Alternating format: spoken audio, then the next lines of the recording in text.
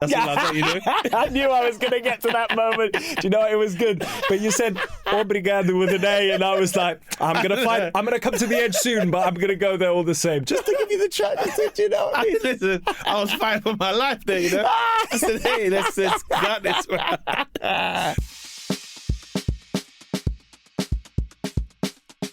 How you been yourself, though? You all right, bruv? Yeah, man, I'm good. Yeah? Full on at the minute. Is it? Yeah, rehearsals. Oh, okay. It's a lot. But it must be, you know, I'm sure I'm preaching to the choir. I'm sure you have like a million things man, going listen, on. I'm intrigued listen, I'm a big fan of the process, if that makes sense. Because as a stand-up, I enjoy, when I'm doing like my work in progress shows, it's just like, let me try this idea. That don't work. Let me try this idea. And you just get it's the one chance that you get to make it really, you just get to enjoy what you get to do without it being critiqued, judged, but it's the waking up the next day of like, let's just change that, let's take that. Because when it's showtime now, I'm like, cool, I've got to deliver the show. I've got to do I've got to show it like it's the finished article. Yeah. Whereas if I'm doing a work in progress show, especially for stand-up, I don't really look at my notes on stage, but I'm like, this one might bang. So do you not feel that pressure of the audience being there? That's something that really interests me, because basically you're making it sound like what rehearsals are for actors if you're working on stage. Yeah. And you're rehearsing with an audience of people who are there, who bought you know, tickets and are basically like, let's see what it is. I feel like with the work in progress shows that I do, so I do about maybe 20, 25 of them leading up before I do a tour. Okay. So I'll do probably like 4 in a month. So I'll do them like every Monday for a month for the next, I don't know, let's say 1, 2, 3, 4. For the next 4 months. Maybe I'll chuck in maybe 2 as well. So I might do 2 a month, 2 a week, sorry. Same venues, different venues? Same venues most of the time. Okay. Because it's just muscle memory of just like, okay, cool, I need to work on that bit and that bit. Yeah, because all my thing is I just need to laugh. That's all I'm looking for, is the laugh. Do you know what I mean? We'll get into the bits after when I'm on tour of like, I liked when they got quiet there. Oh, interesting. I liked when they was a bit shocked there. I liked when they laughed and it was a bit...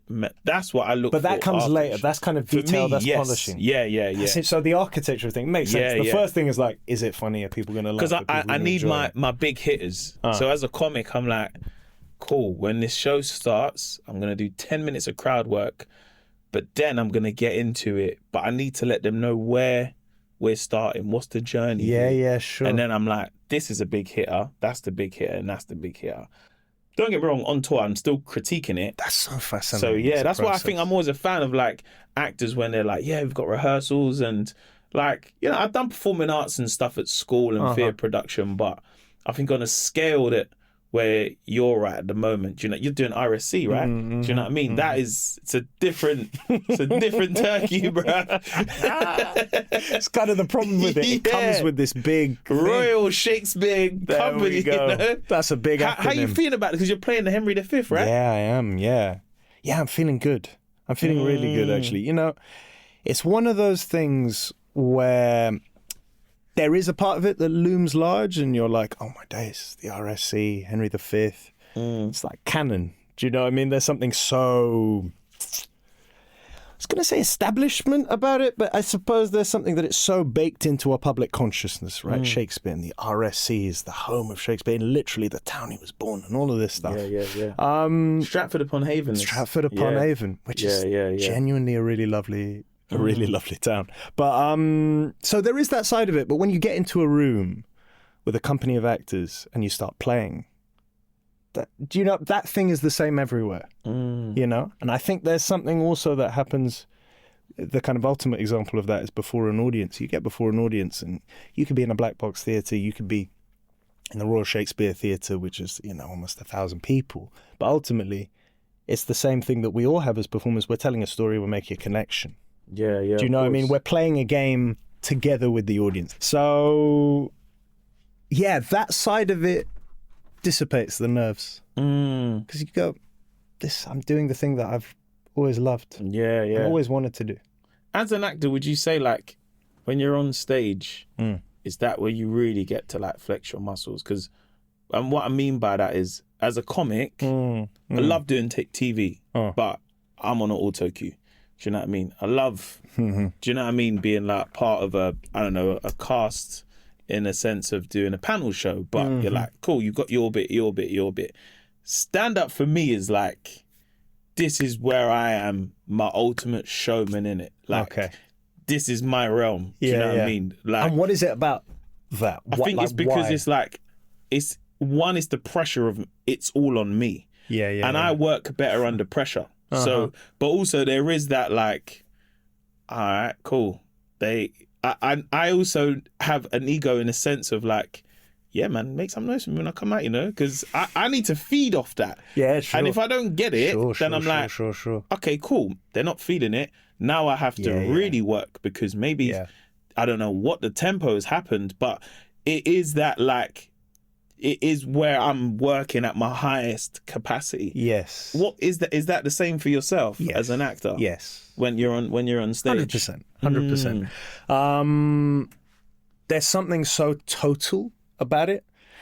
You know, you're on a set and you're shooting something and you can go again and it may be high pressure because of this, that and the other, and there's time and there's, 500 background artists and there are horses and there's fire and, we only have this time to get the shot or whatever. That can be intense in its own way. But there's something just so focused about the direct interaction between you as an actor and the audience. You know? It's the thing I think that theatre, that live performance, there's nothing like it because there's nothing between you and the story. If you're in the audience or the storyteller. Do you know what I mean? Like you feel that energy, like you're saying, you want that energy. You feel that energy and you feed off it because you're not going to get that if there's a screen, if there's a camera in the way. So there's something so pure and so direct. And ultimately, I think all storytelling is meeting. Probably all art is meeting. It's encounter, right? And so to have that encounter in the moment that you're making it, because really it doesn't exist. You can't be like, let me pull out this great performance I did in a run through and rehearsals. You know what I mean? That's not how it is. Or like, yesterday's show. Let me show you yesterday, a bit from yesterday's gig. I was great. That's not what it is. It's this moment. And there's something about that is so, I think of it as being pure in a sense, not in a kind of moral, like it's kind of higher and better and elevated, but just so, like it's the thing itself. It's so undiluted. And the energy that I get from that and the excitement that it gives me is, and I think it's freeing ultimately. Because there's a lot of actors now performing a big shows, whether it's, like here in the West End and, going back to stage. Why do you think that is at the moment? All right, it's funny. I had an answer and then I had a more cynical answer came into my head. So I'll give you that one first. I mean, the cynical answer, and it speaks to a kind of difficulty that we're experiencing across society, right? But is funding, right? Funding for the arts, funding for theatre. We have the theatre we have in this country because we have a subsidised theatre sector. And without that subsidy, kind of amazing work that gets made wouldn't be able to be made. That funding is getting progressively cut. It's harder and harder for theatres to survive. It's more and more important to have something that's a sure bet. So you need to cast man from the TV or whoever, some famous so-and-so. So I think a lot of approaches are going out to Hollywood actors, which is not to say that that's inherently bad. It's fantastic to see people whose work from a different context in the space with you. That's amazing. But I think that's part of it. It's a big necessity. Just to be able to sell enough tickets, just to be able to generate enough interest to make it viable. But another thing is, I think as we get used to consuming more of our content through screens, and as more of our engagements come through screens, we feel the absence in some kind of deep way of proper connection. Like the pleasure that I'm having right now, just to get to sit down with you and talk like this. You know when you have to do an interview and it's through Zoom and it's great.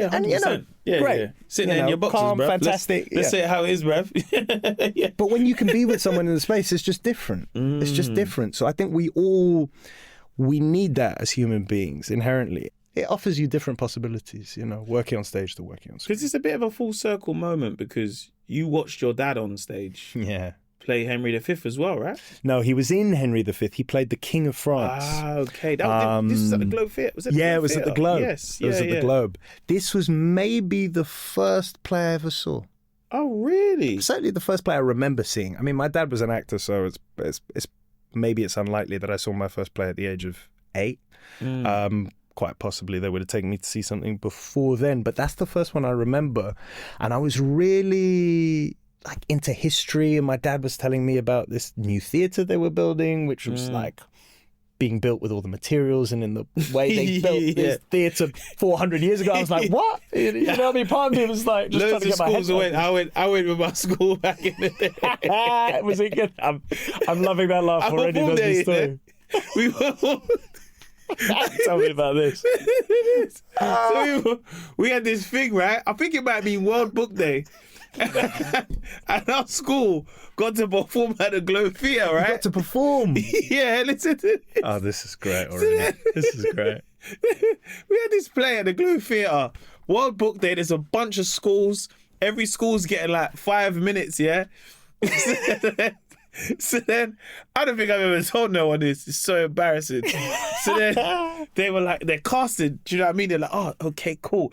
And I can't remember what it wasn't Romeo and Juliet, but it was some Shakespearean play. I can't remember. And then they were like casting, like, yeah, you're gonna be that person, the main person. All the middle class kids are getting the premium roles. Yeah. Yeah. Never forget this. Yeah. Big up my girl, Lauren Gale. Yeah.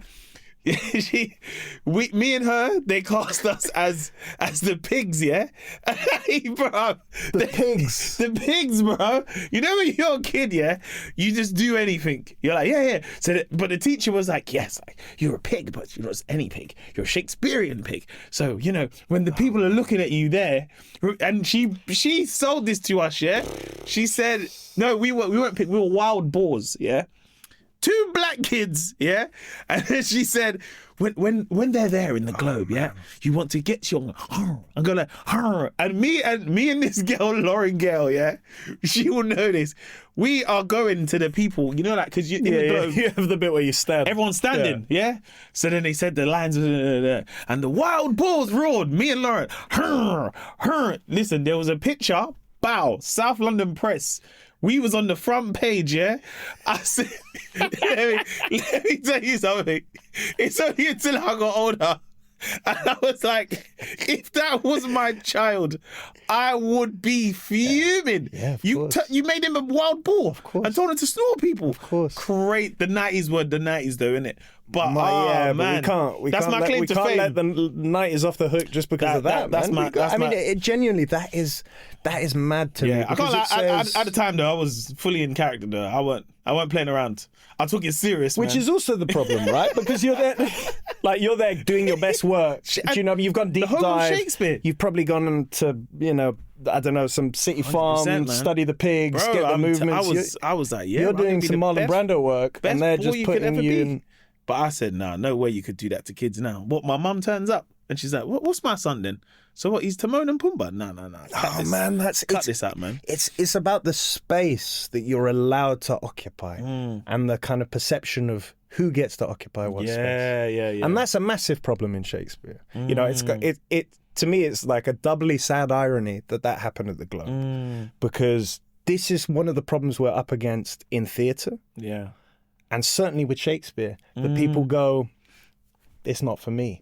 And people go, it's not for me, I think, short of anything else, because they're kind of getting told that you have to look a certain way, sound a certain way, have had a certain education. The Globe, when Shakespeare was writing his plays, was filled with everyone. Yeah. Do you know what I mean? That space in the bottom was, you know, I'm not saying it was a sort of better time. The God knows that society was kind of even more unequal and stratified than ours, but the plays were for everyone.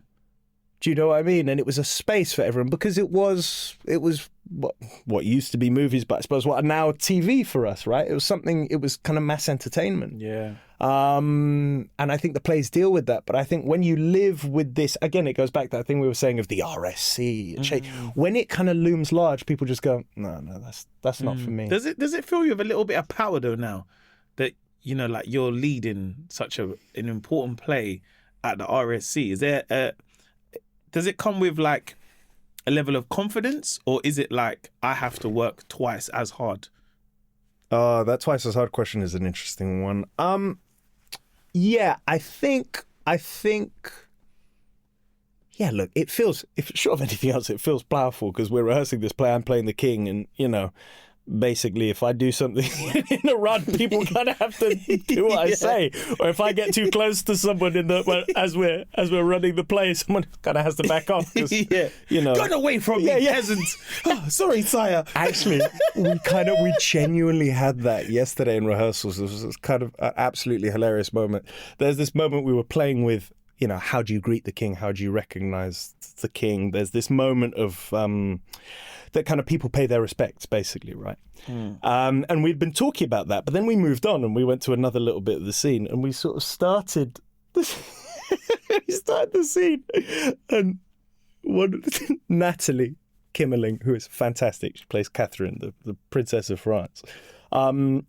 Came in, and in this scene she's playing just like you know, someone at the English court, like, you know, I don't know, you know, Office Bod 5 in kind of a medieval context, I guess. Yeah. So she comes in, and we'd been talking about, we're playing with a kind of greeting where you kiss the king's hand, and she sort of came up to me, and I'm, you know, well, being all serious and kingly, and sort of grabs my hand and goes to kiss it, and I'm just looking at her like, why are you touching my hand? And then she was like, oh, I'm so sorry. I thought that was the other bit. But there was something so interesting about that, about the dynamic of like, I turned to her with this kind of, who are you and why are you interrupting me? Why are you touching the king? Yeah, why are you touching the king was the...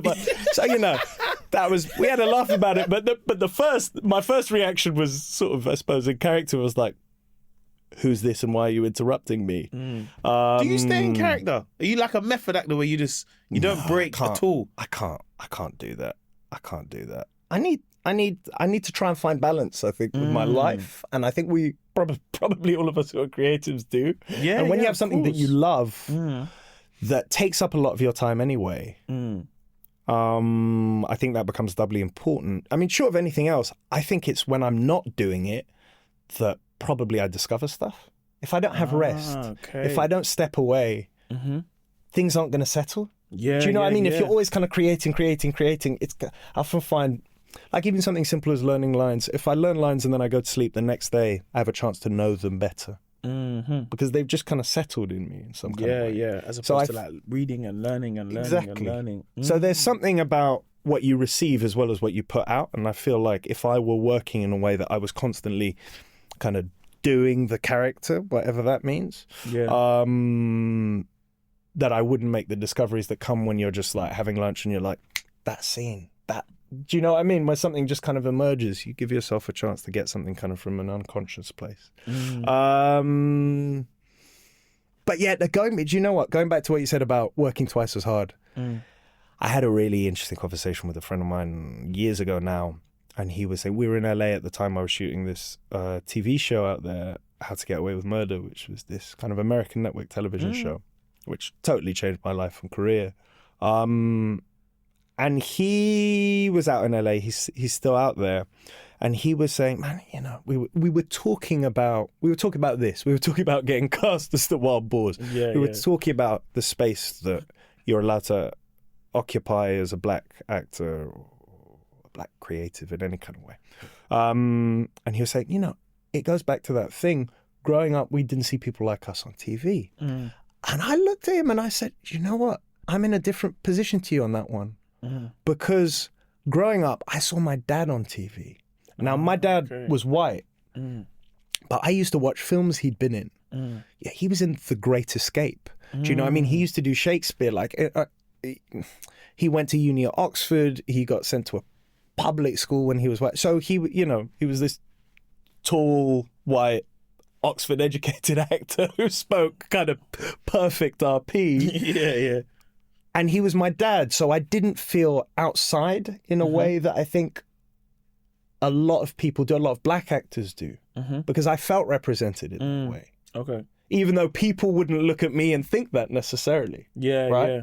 And people might say, so kind of that twice as hard thing, I didn't, this is an enormous privilege on my part and a kind of very specific kind of quirk of my upbringing, that I didn't feel that pressure in that same way. I felt I had license because my mum's Brazilian, and so my kind of model for being in this country, in a way, was from my dad. Okay. So I kind of absorbed all of that, I suppose, sense of belonging, and I didn't perceive myself outside, even when people perceived me outside. Can you speak Portuguese? Yeah. Oh, Yeah. Obrigado. Muito bem. Hey, tudo Muito bem. bem. Pô, você já esteve no Brasil? That's all I got, you know. I knew I was going to get to that moment. Do you know, it was good. But you said obrigado with an A, and I was like, I'm going to come to the edge soon, but I'm going to go there all the same. Just to give you the chance, do you know what I mean? Listen, I was fighting for my life there, you know. I said, hey, let's got this. No, my girlfriend's Brazilian, isn't it? Really? Yeah, she's from Minas Gerais. Hey, Minas. But I tried to learn it. Listen, how's the Duolingo going? I was Duolingo. I had lessons 1-on-1. Oh, you did it proper. Fighting for my life in that lesson, my friend. Listen, I do the first lesson, yeah? The first time, because I was doing it over Zoom. You know, the teacher was lovely. Boom. Like, imagine, introductory, go on Zoom. This woman's talking Portuguese off the dome, just straight away. I said, what? Whoa. You got to slow this down, bro. I was at the Zoom like, hello, English? Can we establish that first? Didn't even manage English.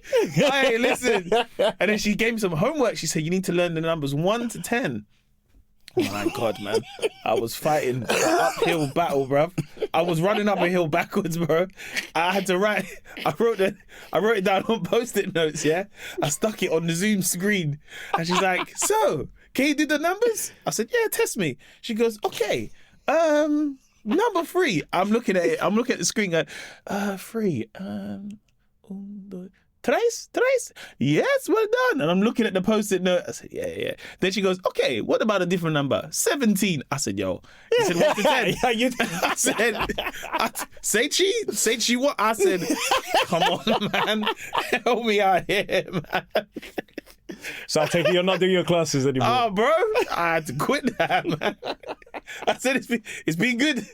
It's been good, you know. What a special time we've had. Thank you for the memories. Thanks a lot, man. But look after yourself, man. Obrigado. That's when you got your parting. You know what's mad though, yeah? Whenever if I ever get Deliveroo, innit? A lot of the drivers. Yeah. Are always Brazilian, innit? Yeah. So they will give me the stuff. They're like, oh, can I just get the code? I said, yeah, man, code's 24. Every time they leave, I go, obrigado. They go, Portuguese. I go, no, thank you very much. Slam the door in their face. No, thanks. Bye-bye. See you later. No, thanks is too good. No, thanks. Nah. Not today. Not for me. Not today, thank you. Have you been to Brazil? No, I haven't been. You need to go. No, it's man. Amazing. I know. It's the music, the food. Yeah, I obviously the food I have a lot. The food is good. So what do you have at home? So at home, my girlfriend always makes I forgot what it's called. She's gonna kill me. Yes. Black bean stew with yeah. She makes that with that bit of pork sometimes. Yeah. And then there's little cheese ball things. Pão de queijo. Oh my God, bro. That is good. I said, that consistency. Pão de queijo, yeah? Yeah, those that's... ones. And then she goes, yeah, you have it with a coffee and a tea. I said, nah, forget that, man. Get a little hummus. That's what I'm trying to remix the thing, man. Oh, yeah. I like the side of that. But the food, them beans, they let you know. Man, the food in the Northeast. So if you go, you obviously have to go to Minas. Go to Rio. Rio is just like incredible. I mean, I'm obviously biased. Do you go there a lot? Every year. Oh, yeah. nice. I commit myself to going because every year. you do look Brazilian, though. You know, you do look Brazilian, bro. That is a very high compliment. I will take that. Yeah. But that's a funny one. What does Brazilian look like? No, but you look like one of them black Brazilians, bruv. That's on the moped with the flip flops. The moped with the hey man, you're from London. Come on, man. Like I can see you in Sea of God. I can see you in there still. I like that. That's a huge compliment. I will take that. That film is so good. Oh, amazing, That man. film is so good. It's funny, when I met my girlfriend, that was like the first thing I said. I said, "Oh, I'm from Brazil. City of God." She said, "What?" No? All right. That's it, you know? That's all I got. It's funny the things that travel. Do you know what I mean? It's funny also you say that thing about looking Brazilian because there was a time people said, and this is partly also how Brazil kind of markets itself, that people occasionally would be like, "Oh, there are black people in Brazil." Who says that? People used to. I think people had this notion that Brazil was all Giselle Bundchen. Oh, really? Do you know what I mean? Oh, that's and wild. And it's like Brazil is the country with more black people in it than any other country in the world outside of Nigeria. Yes, yeah. That's how big the population There's a massive is. Nigerian community in Brazil. So people speak Yoruba in the northeast. Yes, and the yeah. The food is all kind of West African, but like palm oil curries and that's so there's this huge connection, and it's a huge part of Brazilian society. But this is something that very deliberately in the kind of early 20th century, Brazilian governments tried to whiten the population to try and encourage kind of immigration from Italy and other parts of Europe to incentivize people to come and to whiten the population. And in the way that Brazil also puts itself out there, there are a lot of instances, as you get in any kind of post-colonial country, right? But there's a lot of appropriation of certain things, and credit's not always given to where things come from, the roots of things. I mean, everything. You think of Brazil, you think of samba, you think of football. How you can't think of these things without thinking of the black population of Brazil. Yeah. Of course, man. But which is another thing that is kind of amazing in terms of my own. That going back to that twice as hard thing, you said that, and it's funny. It's lodged in my head. Because, my mum grew up in Rio in the, 50s and 60s during a military dictatorship. And Brazil's like one of the most, like, along racial lines, very divided city. Because my mum went at the time that she was going to uni, she was one of the only black students who was studying as a medical doctor. She would go to her friends' apartments in, like, Copacabana, and the door people would be like, "That's the service entrance." So she grew up with that, but didn't somehow. And I've sort of talked to her about it a bit. I was like, "It's amazing that you didn't put that on me." Yeah. And I don't mean that with any kind of blame, but just that her own experience didn't so kind of shape her concerns for maybe it's that she was in a different context, right? Because I was born here and grew up here. Yeah. Maybe it's just her own perception of what racism looked like in the UK was just totally different. So she wasn't doing the work twice as hard to get half as much kind of thing. Yeah. But yeah. So it's funny, all these things sort of play a part when you start asking about what is it to be at the RSC and what is it to play Henry V. I'm like, there's a side of me that goes, well, yeah, my dad was an actor. He was doing Shakespeare. Like, it feels like a natural progression. Do you know what I mean? I see the kid who's sitting in the Globe watching his dad play the King of France, and I'm like, cool, now it's my turn. Yeah. That's you say what is it like to be, but what is it like to be also like part of, because using Harry Potter is like 11 years old. Yeah. And I'll give you a confession, I only watched Harry Potter this year. I love this. I love it when I meet people who haven't seen it. I swear to you. Or like... Do you know how... So I tell you why, is because, one, I always felt like I was playing catch up. So I was almost like, the franchise is kind of... It's too late, I've missed it. Missed the wave, do you know what I mean? Like, even from the books. Because I remember where, like, I think it might have been Peckham, where there was a bookshop, maybe a Waterstone, I don't know. But then even when the books was out, I got to a place with the books where I was like, I don't want to read. You know what I mean? Everyone's on the fourth book, man. You don't want to be the one reading. You're like, oh, you're on this one. Especially the middle class kids, because they would camp out. Do you know what I mean? The middle class kids are like, we're camping. Come on, Rupert, let's get our cloaks and get our scarves. We're camping for the book. Like, is that what? We can leave little Mo behind. He hasn't even read the first one. Them posh kids would read the book in one setting, you know? And be like, how you read it already? Brother, I've got this. I'm on page 59. In 3 weeks in, bro. Slow down, Agatha. Slow down, man. That was me. So I always felt like I was playing catch up, and then, weirdly enough, I went to Universal Studios, and you know we're going on the rides. And some of the people with us, they're like, oh my God, we're going on the bikes. You know, have you seen the film, right? And I've never felt FOMO like it, you know? But it's like, it's mad because we're getting all the passes. And I was like, I feel bad because I've not read none of the books. I've watched the film like once, but I said, nah, this ain't right, man. And then we've gone into this ride and I'm talking that the queue was so long. And then we get this mad queue jump and we get on this ride and it's one of the best rides I think I've ever been on. And I'm like, oh, okay, I know the world. I know what the golden snitch is and everything. But we're on this ride and everyone's like, oh my God, look, it's Dolores. And everyone's excited. And I said, I don't know this woman, is she then? I've never felt so stupid in my life. And everyone's like, you haven't watched it? What? So I said, I need to watch. Like, I'm talking I banged out all the films in it. 8 films. I'd done it like in a proper setting. A lot, man. And I think it was that finally, it was like, I wish I would have like watched it and read the books in the same settings. Do you know what I mean? Yeah. What, as you were doing it? Like, yeah, because I feel like it reminds me of, let's say, how like Stranger Things is now for a generation where like, the film's coming out. And I guess it's a bit different now because we get it, boom, it's just there. But I guess at the time, it's the fanfare that I don't really feel like it exists. It's the anticipation, anymore. Isn't it? It's the excitement. Know what I mean? You're so right. But what was it like for you as an 11-year-old being part of, you know, you're in the Philosopher's Stone and... Yeah, man, that was amazing. Did you know that would be what it was going to be?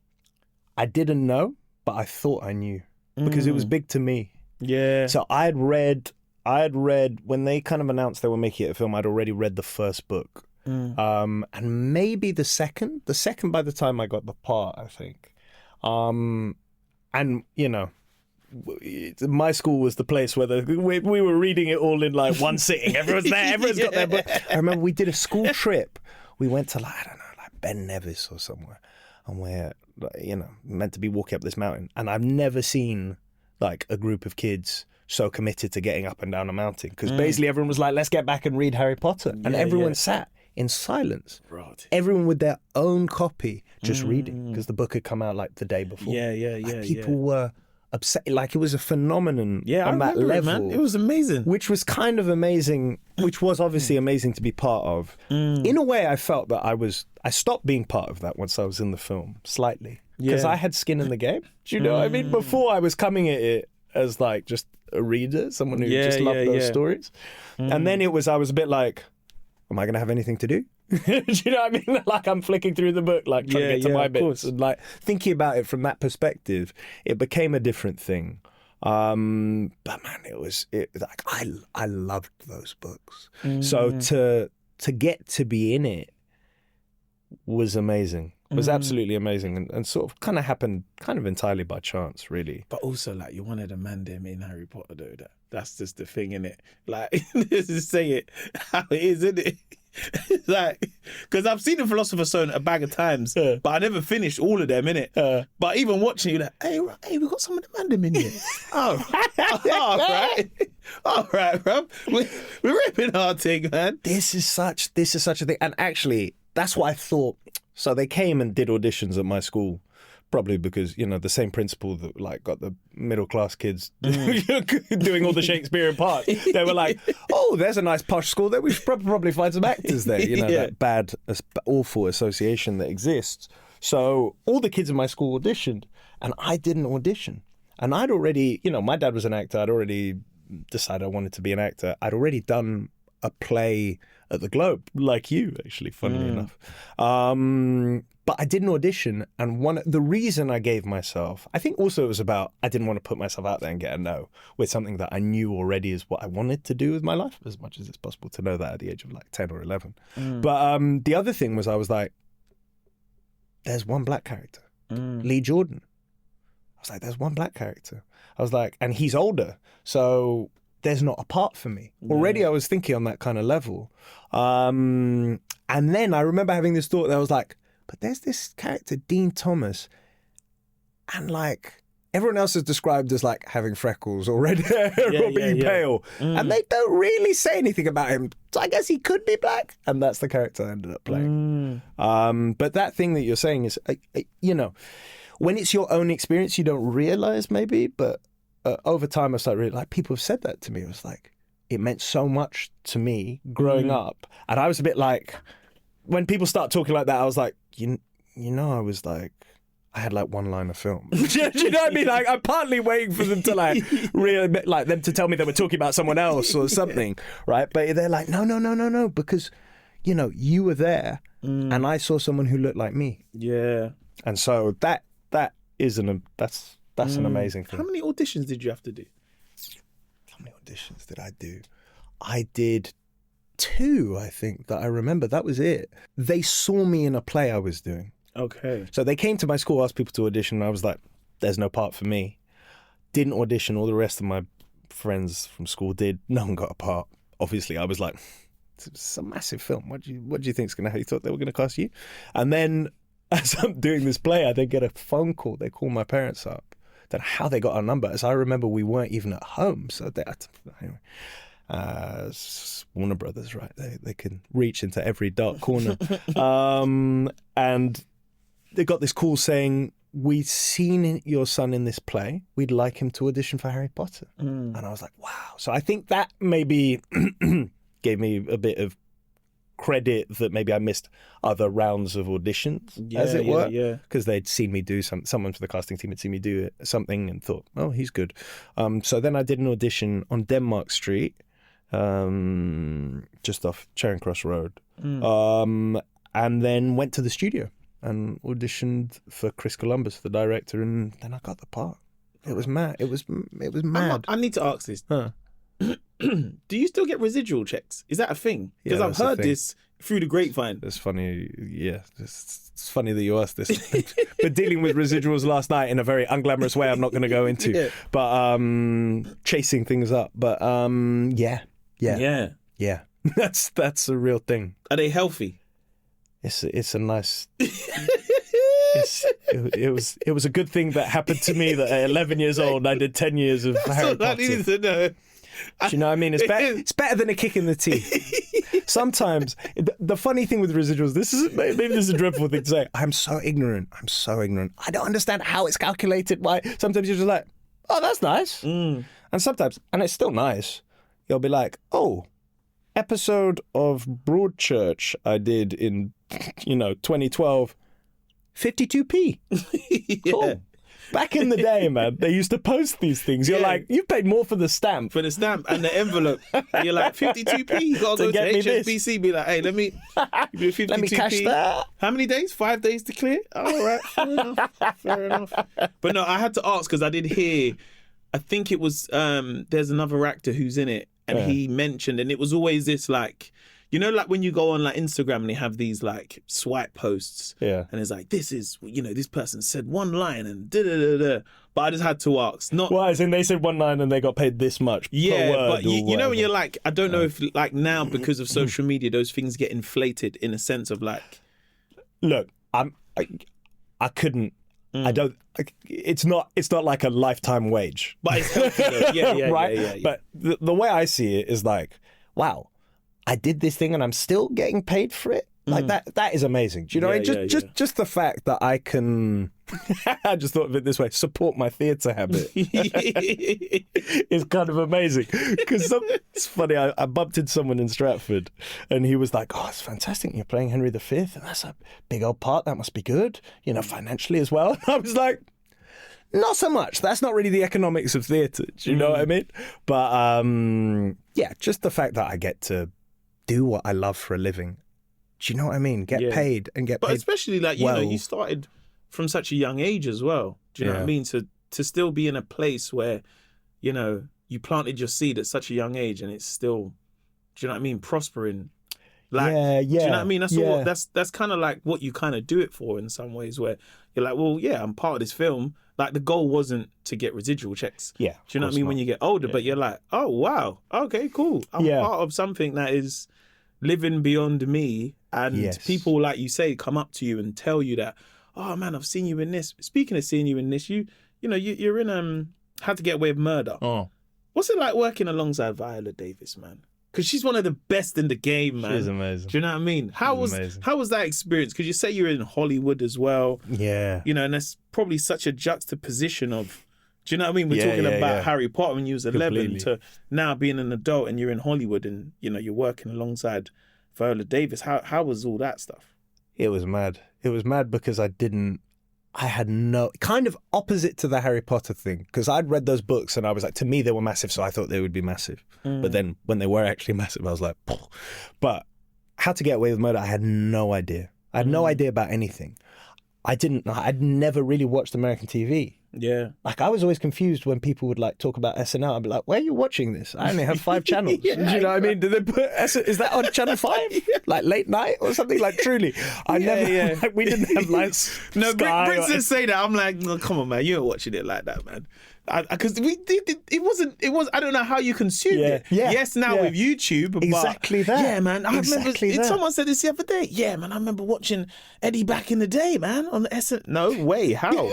How did you do this, bro? I really need an answer. Someone must have sent you tapes and sent them over because we weren't getting that. We wasn't getting that back in the day. Truly, it wasn't. Yeah. So I kind of didn't grow up with that. Right? I didn't really know anything about American network television. And I had no idea what I was getting into. And I had friends at the time this friend who I mentioned before, who was working out in the States, who had said, we didn't see people like us growing up. He and other friends of mine were like, I'm going to go to America. There's going to be more opportunity for me there. And, you know, high-profile Black British actors had done that already, like David Oyelowo and Idris Elba. I think The Wire was kind of coming. When was that? Like kind of late noughties, maybe, The Wire. So there was this kind of sense, but I hadn't got to that point yet. I hadn't started thinking about that. So I had no plan to go over to the States. I knew nothing about anything. And this thing suddenly happened.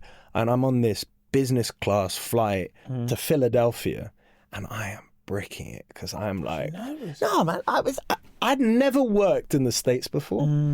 I had never worked, more importantly, I'd never worked in an American accent before. I'd never even done it at play at like uni or at school. I'd never done it. I'd only ever auditioned and not got the part.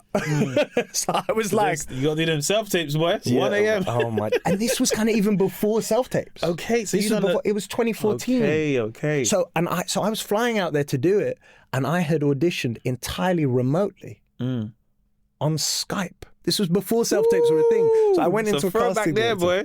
Yeah. How about that? I was on Skype, and because like the quality wasn't good enough that you can do the audition on that, the casting director was taping me, but I was getting directed from what they could see on Skype. But then later they would get the actual footage. So anyway, for some mad reason, they decided to give me this part, and I sort of couldn't really believe it. I genuinely, after I did the first audition, I was like, I'm never going to hear back about that. How am I? But you know, like they'll cast an American to play an American actor in an American TV show, obviously. And I'm on this plane, and all I'm doing is talking to myself the whole flight in an American accent. I'm like, I have got to get this right. That's like the first, you know, it's hard enough you do a job in your own accent. Yeah. Do you know what I mean? You got to do it in English, there's all that, in American. There's all sorts of stuff that like our work as actors involves that's outside just getting the accent right. And I was like, so that is like entry level. I was like, I have to be watertight. So anyway, I'm talking to myself, doing the accent. I was like, I'm going to keep doing it. I'm just going to keep doing it. This was my kind of flirt with, it wasn't method, but I was like, I'm just going to have to keep doing the accent. The first person I met, I went, hello.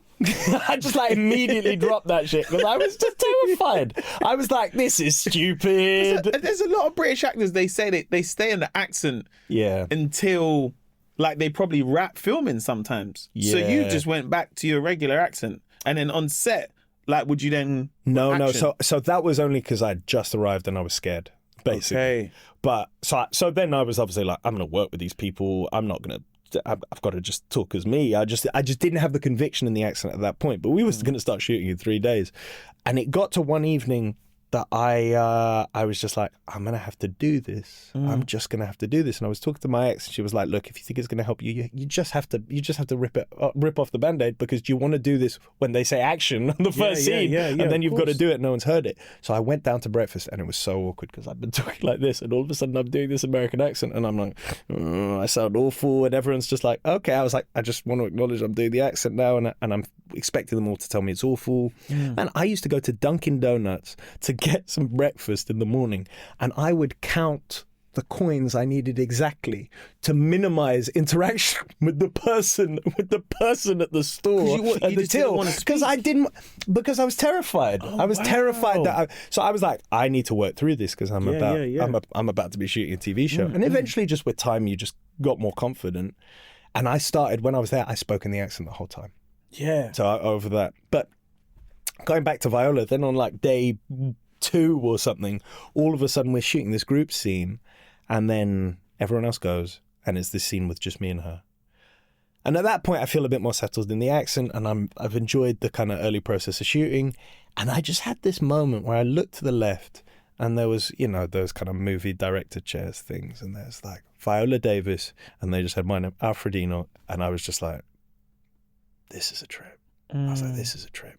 And we shot, I think it was the 3rd day of shooting of the pilot, and we shot this scene where like we're in this bathroom. She comes into the bathroom after me to like sort of threaten me, blackmail me. I can't even truly remember, but it got made into like a GIF. So I've sort of vaguely seen it again, because she sort of rubs her hands on my chest, and everyone's like, what's she doing there? Playing her mind games and all the rest of it. But shooting that scene was so satisfying. The scene was rich, and she's just such a fun person to play with. There's so much going on. You can just, do you know what I mean? It's like playing tennis with, Federer, but like, not every ball is going out, but it's a game you're playing together, right? Yeah, it's sort of competitive, but it's also a collaborative. Rally. Exactly that. Yeah. You're both good, but you're like, this is a good rally, man. Exactly. It's the not ball's about, just singing back and forth. And the crowd is entertained. Just felt good. Exactly. Yes. That. You can feel the kind of energy in the place. And I was just like, goodness, what a luxury to get to do this. And working with her, she's a good time, man. It's funny. Everyone's like, oh, she's scary. She knows, I would say, the extent to which she's scary / imposing. Like she has that presence. She has that presence, and she has that gravitas, and she has that authority, and she'll lean into it sometimes. And I basically spent all my time just basically needling it, and then if you just push it a little bit, she just bursts out laughing. Do you know what I mean? She was, which is one of the kind of most joyous things, because you've got this, and she's sort of looking at you, and then she goes, and then she's all of that cast, man. That doing that job with those people, fantastic actors. And it was such a pleasure, because I was working on something like I'd never worked before. 7 months of the year, also speaking this accent the whole time, which over those 3 years I spoke more in that American accent than I spoke in my own voice. We'd get to the end of the season, and I would say, I'd shoot the last scene, and I'd be like, I'm stopping doing the accent now. I'd wake up in the morning, I'd be speaking American again, because it became default. Yeah. So it was such a kind of, it was an extraordinary experience, and on like kind of every level. It was really, and it changed my career. From a work perspective, just to be going in, shooting every day, 14-hour days, lots of material, lots of scenes, working with lots of amazing people. Just that thing of, do you know what I mean? It's you're flexing your muscles. I guess it's like that kind of like intense training in some ways, where you're like, all I'm doing is work. Yes. Which is all I've ever wanted to do, but in an intense environment at a high scale, where you're like, oh my God, this is just... Because it's like those things don't happen. Do you know what I mean? Yeah. I can only compare it to when I do stand-up, where it's like I'm gigging 4 times a week for like 2-3 months, and I'm like, oh my God, I don't know when I'll get the chance to do it like this in this intense environment. Stresses and tiredness, but then you're like, You learn so much from that, though. Man. You learn so much for just the just repetition, the kind of ritual of the repetition, the kind of commitment to doing it, being there, doing the thing all the time. You know, people sometimes come to me and they're like, oh, you know, I want to be an actor. I was like, do it. Spend as much time as you can doing the thing. You know, you can go away and be like, oh, what do I want my career to look like, and how am I going to market myself, and I need social media and I need this, and it was like, do the thing you love. If you're doing it, you're learning. Like for me, it was a training. I didn't go to drama school. I mean, you didn't go to drama school. Yeah, no, I find that so interesting, man. Because Really? so many actors I know, they trained at like drama schools, and sometimes I've always felt that it's like you must go there to get to that next level, because I've heard how intense the training is, and you know, as an actor who, you know, you do stage, you're in film, you know, you've been in big TV shows, big films, your dad's an actor. As you look towards, like, you know, where you are now in life, where you'll be 38, how do you start to like kind of start building in terms of what you essentially leave behind, but what you tell to the next, you know, the next person coming into this world, in this industry, that is like, oh, I watch you on Harry Potter, bro. You're like one of my idols because I've seen myself. But also, you know, you say to them, like, I don't know if you say, but it almost like, you don't need to go drama school, or maybe you do, or, do you know? You know, it's a weird one, because usually when people say to me, what do I do? Aside from that thing, I say, go to drama school. I don't say that because I feel like I had all sorts of insecurity around that for a long period of time, probably still do on some level. I was like, oh, I should have gone. You know, I missed the kind of secret transformative society moment wherever you're a different actor and you know all the things. Yes, But I guess I got lucky because I was working as a kid. I had an agent and I was in a position where people took a punt on me. But the work that, basically, I got really fortunate, and I don't think you can really replicate that. So I'm short of anything else. I say to people, go to drama school, because there are many paths up the mountain, but that's probably as narrow as it is, because it's so hard to get in, and then so hard from there to get an agent. It's probably the widest one, or at least the surest one. What am I going to say to someone, you know? Well, get cast in a multi-million-pound film that goes for 10 years, get an agent, and so people kind of know you, but, you know, not too much, but a little bit, and then, you know, hopefully things will happen. Like, that's not a strategy. Do you know what I mean? That's not something I can, that's something I was fortunate to experience, but I can't give that as advice to anyone else. You see what I mean? So that's one of the reasons I say to people to go to drama school. The other thing is it gives you a context in which you can be working all the time. You can be working on your craft. So that's one of the things I recommend to people, because how, you know, I don't know what else to suggest in that regard. The other thing I say is go and find a theatre company and join it, like an amateur company, a youth company. Lots of theatres have youth companies. You know, look that up, find a way to be doing it, and maybe an agent will come. But the truth is that agents are the kind of gatekeepers. They're your bridge between you and the jobs you want to get. So if you don't get one, and agents, go and watch the showcases that final year drama school. Yeah, because they're looking for the the next actor and actresses. Exactly. They're not going to be walking around the street like, be like, do you have an audition piece? Do you want to act? Do you know what I mean? I had a young guy ask me the other day. He's like, yeah, I want to act, bro. You got any contacts? I said, me? Acting contact? I'm trying to find it for myself, bro. I said, join the theatre group, man. And he was like, nah, that's all long, man. And I guess it's that thing where for most people, they don't know where to find the thing. Do you know what I mean? Yeah. And it's that saying where I think it's different, where stand-up is, okay, I want to be a stand-up. Go to the clubs, try the thing. If not, you can try on social media, but you want to go in the clubs and do it. It's the same with acting, where it's like, great, you can do this on your screen and put it on social media and stuff, but you want to get out there in a place where I always say, when you perform with people, it makes you work 10 times harder, but also like, oh, we're in this together. Yes. So what you're struggling with, I am as well, but also building that community, man. Well, that's such an important thing. That's another thing the drama school gives you, or like, as you say, going and working in clubs and doing the open mic nights or whatever that hustle is. You meet other people in that situation, and that's how you make a community around you. Yeah, man. That's what you need. Or you get lucky and you start working in that, these things form over time. But that's so important. Do you know what I mean? It's so important to kind of bolster you, to share knowledge, to develop you in your craft in itself. Do you know what I mean? All of these things are fundamental, I think. All right, Alfred, man, it's been a joy, vibe, man. Honestly, thank you so much for coming in. I think you're one of our best actors of our generation, if I'm being completely honest with you, bro. Very, very kind of And you, it's man. probably nice to like meet you in person. Do you know what I mean? Rather than just me catching up like early this year of watching all the Harry Potter. To me, this has been a more meaningful encounter to me. So, bro, I really look forward to everything you've got coming up, man. Thank you so much. And people can find, when does Henry V start? So Henry V, we have our first preview on the 14th of March. Oh, sick. So it's soon, and then we have opening night proper on the 24th of March, and we run until the 25th of April. Ooh, nice. So it's 6 weeks. It's up at the RSE in Stratford-upon-Avon, and come along because... Come on, bro. We got a black Brazilian king, bro. Are you all right? There we go. Bro? Exactly. When was the last time you saw that? Let's say how it is, bro. We got a black Brazilian king, bro. But this, my friend, has been your beginning, middle, and end. Thank you very much, bro. Really, really Blessings. Appreciate you, man.